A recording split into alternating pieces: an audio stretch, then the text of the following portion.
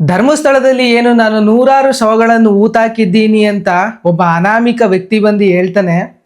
Okay ಸ್ವಾಮಿ, ಸರ್ಕಾರನೂ ನಂಬಿತು, SITನೂ ರಚನೆ ಆಯಿತು. ಇಷ್ಟು ದಿನ ಧರ್ಮಸ್ಥಳದ ಮುಖ್ಯ ದ್ವಾರದ ಹೊರಗಡೆ ಈ ಕಾರ್ಯಾಚರಣೆ ನಡೀತಾ ಇತ್ತು. ಇವತ್ತು ಧರ್ಮಸ್ಥಳದ ಮುಖ್ಯ ದ್ವಾರ ದಾಟಿ JCP ಬಂದು, ಪೊಲೀಸ್ನವ್ರು ಬಂದರು, ಅನಾಮಿಕ ವ್ಯಕ್ತಿನೂ ಬಂದ. ಕಾರ್ಯಾಚರಣೆ ಧರ್ಮಸ್ಥಳದ ಬಾಹುಬಲಿ ಬೆಟ್ಟದ ಹತ್ರ ಶುರು ಮಾಡಿದ್ದಾರೆ. ಸೊ ಇವಾಗ 13 ಪಾಯಿಂಟ್ಗಳನ್ನ ತೆಗೆದ್ರಿ, ಅದರಲ್ಲಿ ಯಾವುದೇ ರೀತಿಯ ಕಳೆಬರಗಳು ಸಿಗಲಿಲ್ಲ. ಆದರೂ ಯಾಕೆ ಅವನ ಮಾತನ್ನು ನಂಬ್ತಾ ಇದ್ದೀರಿ? ಬ್ರೈನ್ ಮ್ಯಾಪಿಂಗ್ ಮಾಡ್ಬೋದಲ್ಲ, ಕರೆಕ್ಟಾಗಿ ತನಿಖೆ ಮಾಡ್ಬೋದಲ್ಲ. ಅಲ್ಲ ಸ್ವಾಮಿ, ಅವನೇನೋ ಕರ್ಕೊಂಡೋದ ತೋರಿಸ್ತಾ ಅಂದ್ಬಿಟ್ಟು ಕ್ಷೇತ್ರದ ಒಳಗಡೆ ಹೋಗಿದ್ದೀರಲ್ಲ. ನಿಜವಾಗ್ಲೂ ನಮ್ಮ SIT ಅವ್ರಿಗೆ ಹ್ಯಾಟ್ಸ್ ಆಫ್ ಹೇಳಬೇಕು. ಕಾರ್ಯಾಚರಣೆ ಚೆನ್ನಾಗಿ ನಡೀತಾ ಇದೆ. ಯಾವುದೇ ರೀತಿಯ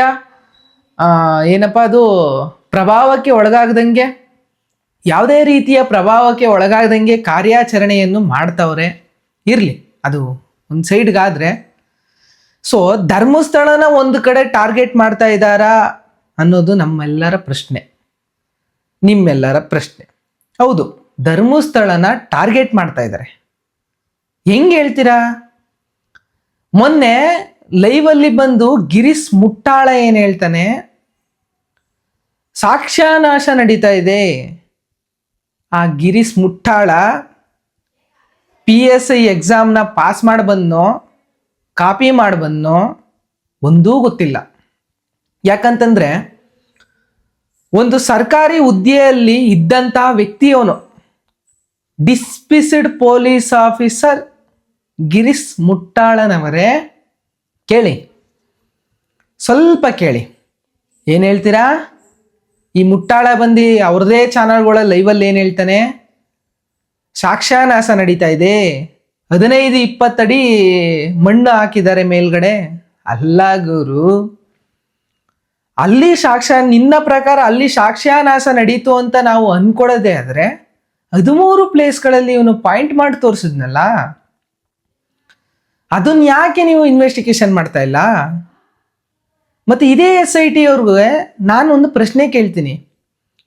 ಏನು ಈ ಅನಾಮಿಕ ವ್ಯಕ್ತಿ ಕೋರ್ಟ್ ಮುಂದೆ 164 ಸ್ಟೇಟ್ಮೆಂಟ್ ಕೊಡಬೇಕಾದ್ರೆ ಒಂದು ಬುರುಡೆ ತಂದಿದ್ನಲ್ಲ, ಆ ಬುರುಡೆ ತಂದಾಗ ಅಲ್ಲಿಂದ ಸ್ಟಾರ್ಟ್ ಮಾಡಬೇಕಾಗಿತ್ತು ಇನ್ವೆಸ್ಟಿಗೇಷನ್ನ.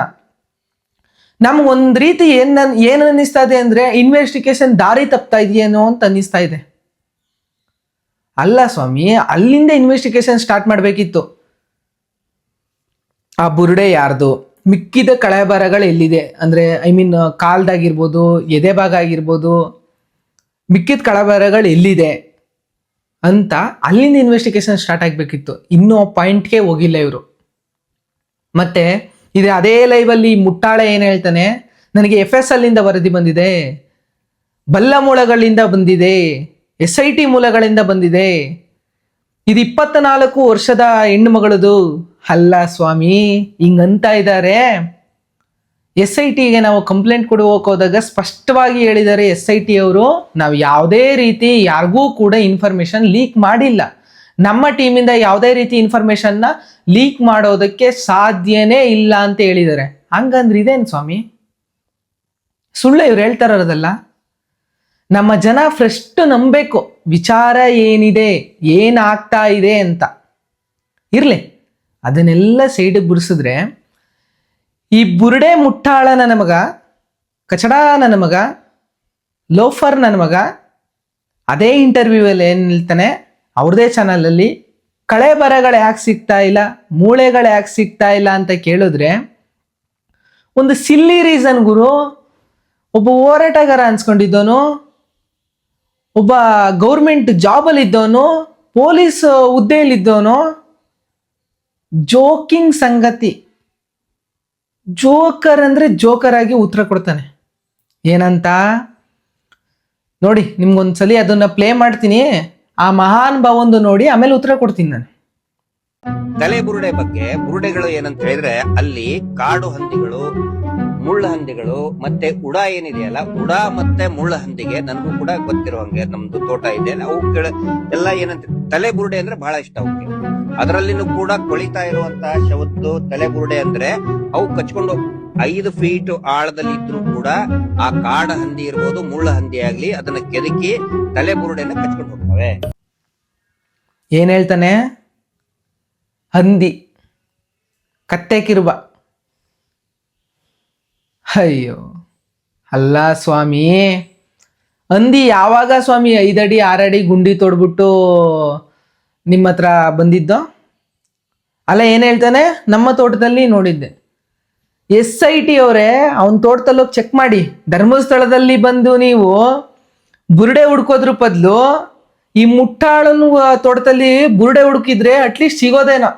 ಇವನು ಹೇಳೋ ಪ್ರಕಾರ ಎಷ್ಟು ಜನ ನೂತಾಕಿದೀಯಪ್ಪ ಮುಟ್ಟಾಳ, ಎಷ್ಟು ಜನ ನೂತಾಕಿದೀಯ? ಅಲ್ಲ, ಕತೆ ಕಟ್ಟುವುದಕ್ಕೂ ಮಿತಿ ಬೇಕು, ಅಪಪ್ರಚಾರ ಮಾಡುವುದಕ್ಕೂ ಮಿತಿ ಬೇಕು. ಈ ಲೆವೆಲ್ಗಲ್ಲ. ಒಂದ್ ರೀತಿ ನನಗೇನು ಅನ್ಸುತ್ತೆ, ಎಲ್ಲೋ ತನಿಖೆ ದಾರಿ ತಪ್ತಾ ಇದೆ. ತಪ್ತಾ ಇರೋರು SIT ತನಿಖಾಧಿಕಾರಿಗಳಲ್ಲ, ತಪ್ಪಿಸ್ತಾ ಇರೋರು ಭೀಮಾ. ಈ ಭೀಮಾ ಯಾರು? ಇವನಿನ್ನಲೆ ಏನು? ಇಷ್ಟು ವರ್ಷ ಆದ್ಮೇಲೆ ಆಕ್ಚುಲಿ ಇದು ಇವಾಗಿನ ನಡೀತಾ ಇರೋ ವಿಚಾರ ಅಲ್ಲ.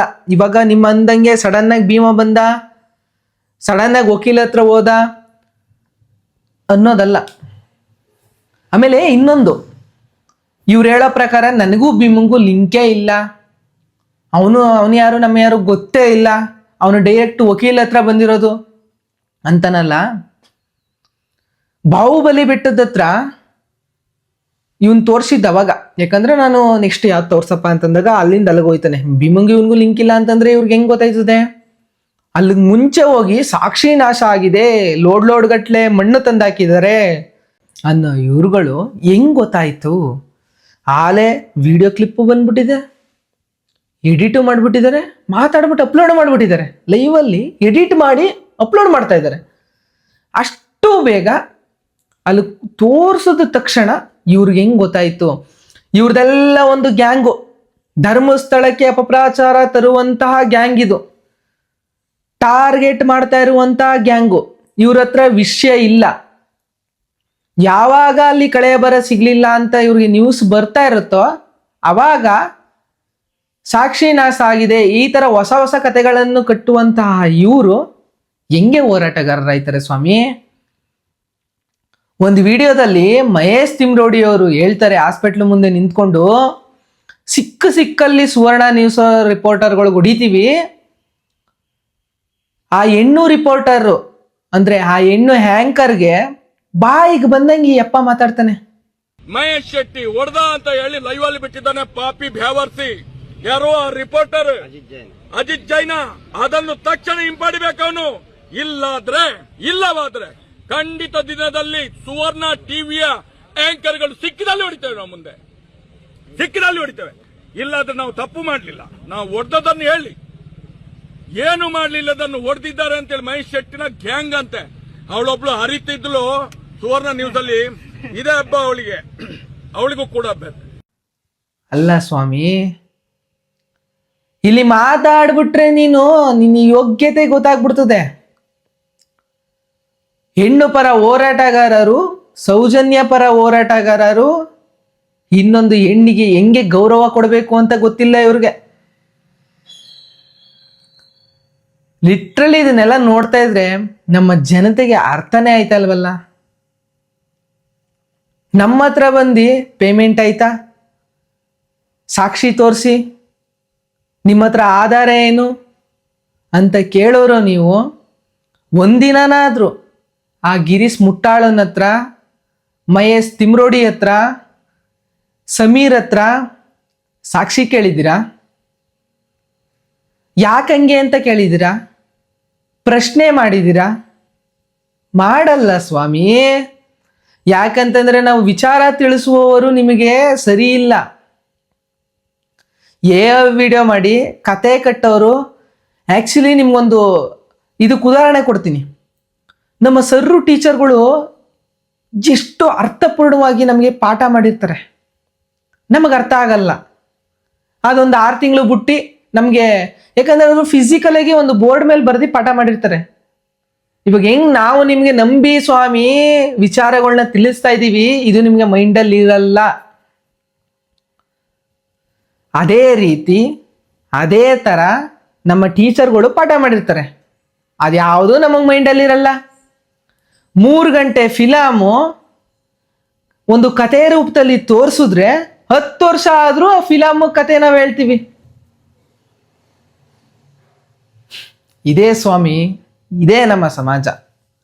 ಬದಲಾಗಿ ವಿಚಾರ ತಿಳ್ಕೊಳ್ಳಿ. ನಮ್ಮ ಕಮೆಂಟ್ ಹಾಕ್ಬಿಟ್ರೆ, ನಮ್ಮನೆ ಹೆಣ್ಮಕ್ಳ ಬಗ್ಗೆ ಮಾತಾಡ್ಬಿಟ್ರೆ ಸೌಜನ್ಯಗೆ ನ್ಯಾಯ ಸಿಗಲ್ಲ. ನೀವಂತೀರಿ ಸೌಜನ್ಯ ವಿರೋಧ ನಾವು ಅಂತ. ಅಲ್ಲ, ನಾವು ಕೇಳ್ತಾ ಇದ್ದೀವಿ ಸೌಜನ್ಯ ಹೋರಾಟಗಾರರು ಅಂದ್ರೆ ನಾವು. ಯಾಕೆ ಅಂದ್ರೆ ನಿಮ್ಮ ಹತ್ರ ಸಾಕ್ಷಿ ಇದೆ, ತಂದು ಕೊಡಿ ಸ್ವಾಮಿ ಅಂತ ಬೇಡ್ತಾ ಇರೋರು ನಾವು. ಸಾಕ್ಷಿ ಇಟ್ಕೊಂಡು ಆ ಹೆಣ್ಮಗಳಿಗೆ ನ್ಯಾಯ ಕೊಡ್ಸೋಕೆ ಹಿಂದೆ ಮುಂದೆ ನೋಡ್ತಾ ಇದ್ದಾರಲ್ಲ, ಅವರಲ್ಲ ಹೋರಾಟಗಾರರು. ಸಾಕ್ಷಿ ತಂದ್ಕೊಡಿ ಅಂತ ಕೇಳ್ತಾ ಇದೀವಲ್ಲ, ನಾವುಗಳು ಹೋರಾಟಗಾರರು. ಹೇಳ್ತಿರಲ್ಲ, ಇದೇ ಗಿರೀಶ್ ಮುಟ್ಟಾಳ ಹೇಳ್ತಾನೆ ನಮ್ಮ ಹತ್ರ ಫೋನಲ್ಲಿ ಸಾಕ್ಷಿ ಇದೆ ಅಂತ. ಮುಟ್ಟಾಳ ನನ್ನ ಮಗನೇ, ತಂದ್ಕೊಡೋ ಕಚಡ ಕಂತ್ರಿ ನನ್ನ ಮಗನೇ, ನಿನ್ ಸಾಕ್ಷಿನ ತಂದ್ಕೊಟ್ಬಿಟ್ಟು ಪ್ರೂವ್ ಮಾಡಲೇ. ಯಾಕಂತಂದ್ರೆ ನಿನ್ನ ಹತ್ರ ಯಾವುದು ಸಾಕ್ಷಿ ಇಲ್ಲ ಅಂತಂದ್ರೆ ಏನ್ಕೊ ಮಾತಾಡ್ತೀಯಾ ಕಚಡ ನನ್ನ ಮಕ್ಕಳ? ಧರ್ಮಸ್ಥಳ ಅನ್ನೋದು ಏನು ಆಟ ಆಗೋಯ್ತಾ ನಿಮ್ಗೆ? ಕಚಡಗಳು ತಂದು ಸೌಜನ್ಯಗೆ ಇಂಟರ್ ಕೋರ್ಸೇ ಆಗಿಲ್ಲ, ನೀವ್ ಹೇಳ್ತೀರ ಗ್ಯಾಂಗ್ ರೇಪ್ ಮಾಡಿದ್ದಾರೆ ಅಂತ. ಮೊನ್ನೆ ನಾನು ಇಂಟರ್ವ್ಯೂ ಅಲ್ಲಿ ನೋಡಿದೆ, ನಮ್ಮ ಚಂದನ್ಗೌಡ್ರು ನ್ಯೂಸ್ ಅಲರ್ಟ್ ಇಂಟರ್ವ್ಯೂ ಅಲ್ಲಿ ಸೌಜನ್ಯ ಅವರ ಅಮ್ಮ ಕುಸುಮಾದೇವಿ ಅವರು ಹೇಳ್ತಾರೆ ನನ್ನ ಮಗಳು ಗ್ಯಾಂಗ್ ರೇಪ್ ಆಗಿದೆ ಅಂತ. ಅಲ್ಲ ಸ್ವಾಮಿ, ಇವತ್ತು ನಮ್ದು ಯಾವ ಕಾಲ ಅಂತಂದ್ರೆ, ಒಂದೇನಾದ್ರು ವಿಚಾರ ನಡೀತು ಅಂತಂದ್ರೆ ನಮ್ಮನೆ ಮಾನ ಮರ್ಯಾದೆ ಹೋಯ್ತಿದೆ ಅಂತ ಮುಚ್ಕೊಳ್ತಾರೆ ಅದನ್ನ. ಆ ಹೆಣ್ಮಗಳು ಪವಿತ್ರವಾಗಿ ಸತ್ತಿದ್ದಾಳೆ ಅಂತ ಸ್ಪಷ್ಟವಾಗಿ ಅವತ್ತಿನ COD ಇನ್ವೆಸ್ಟಿಗೇಷನ್ ಆಫೀಸರ್ ಆಗಿರುವಂತಹ ರುದ್ರಮುನಿಯವರು ಅವ್ರ ಅಮ್ಮಂಗೆ ಸ್ಪಷ್ಟವಾಗಿ ಹೇಳ್ತಾರೆ, ನೋಡಮ್ಮ ನಿನ್ನ ಮಗಳು ಪವಿತ್ರವಾಗಿ ಸತ್ತಿದ್ದಾರೆ, ನೀನು ತಲೆ ಕೆಡ್ಸ್ಕೊಡ್ಬೇಡ ಅಂತ. ಡಾಕ್ಟರ್ ಉಜಿರೆಯ ಡಾಕ್ಟರ್ ಅಂದ್ರೆ ಬೆಳ್ತಂಗಡಿಗೆ ಬಂದು ಪೋಸ್ಟ್ ಮಾರ್ಟಮ್ ಮಾಡಿದ್ರಲ್ಲ, ಆ ಡಾಕ್ಟ್ರು ರಶ್ಮಿ ಅವರು ಕ್ಲೀನಾಗಿ ಸ್ಪಷ್ಟವಾಗಿ ಮೆನ್ಷನ್ ಮಾಡಿದ್ದಾರೆ ಪೋಸ್ಟ್ ಮಾರ್ಟಮ್ ರಿಪೋರ್ಟ್ ಅಲ್ಲಿ, ಸೌಜನ್ಯಗೆ ಇಂಟರ್ ಕೋರ್ಸ್ ಆಗಿಲ್ಲ ಅಂತ. ಇಂಟರ್ ಕೋರ್ಸೇ ಆಗಿಲ್ಲ ಅಂದ್ರೆ ಹೆಂಗೆ ಗ್ಯಾಂಗ್ ರೇಪ್ ಆಗುತ್ತದು? ಅಲ್ಲಲ್ಲ, ಇವ್ರದೊಂದು ಗ್ಯಾಂಗು, ಇದೊಂದು ಗ್ಯಾಂಗ್ ಇದೆಯಲ್ಲ, ತಿಮ್ರೋಡಿ ಗ್ಯಾಂಗು, ಮುಟ್ಟಾಳನ್ ಗ್ಯಾಂಗು. ಈ ಗ್ಯಾಂಗ್ ಅವ್ರದ್ದು ಏನ್ ಗೊತ್ತಾ? ಪೊಲೀಸ್ನವ್ರು ನಂಬಲ್ಲ, CBI ನಂಬಲ್ಲ, COD ನಂಬಲ್ಲ, SIT ನಂಬಲ್ಲ, ಕೋರ್ಟ್ ನಂಬಲ್ಲ, ಜಡ್ಜ್ಗಳು ನಂಬಲ್ಲ, ದಾಖಲೆಗಳು ನಂಬಲ್ಲ, ಏನೂ ನಂಬಲ್ಲ. ಅಂದ್ರೆ ಸೌಜನ್ಯ ಹೆಂಗೂರು ನ್ಯಾಯ ಕೊಡಿಸ್ತೀರಾ ನೀವು? ಯಾವ್ದಾದ್ರೂ ಒಂದು ನಂಬಬೇಕಲ್ಲ, ಯಾವ್ದಾದ್ರೂ ಒಂದು ನಂಬಿಕೆ ಅನ್ನೋದು ಇರ್ಬೇಕಲ್ಲ. ಹಂಗಂದ್ರೆ ವಿಡಿಯೋ ಮಾಡಿ ಯೂಟ್ಯೂಬಲ್ಲಿ ಬಿಟ್ಬಿಟ್ರೆ ನ್ಯಾಯ ಸಿಕ್ಬಿಡ್ತದೆ ಸೌಜನ್ಯಂಗೆ. ಗಿರೀಶ್ ಮುಟ್ಟಾಳ್ ನನ್ನ ಮಗನೇ, ಮಹೇಶ್ ತಿಮ್ರೋಡಿ, ಮುಲ್ಲಾ ಸಮೀರ್, ಫೆನೆಟಿಕ್ ಮುಸ್ಲಿಂ ಸಮೀರ್, ನಿನಗೆ ನಿಮ್ಮೆಲ್ರಿಗೂ ಡೈರೆಕ್ಟ್ ವಾರ್ನಿಂಗ್ ಕೊಡ್ತಾ ಇದ್ದೀವಿ. ಧರ್ಮಸ್ಥಳಕ್ಕೆ ಅಪಪ್ರಚಾರ ತರುವುದನ್ನು ನಿಲ್ಲಿಸಿ. ಜನ ಮೆಟ್ಟಲೊಡೆಯುವಂತ ಪರಿಸ್ಥಿತಿ ಬರುತ್ತೆ, ಅದನ್ನ ಮಾಡ್ಕೋಬೇಡಿ.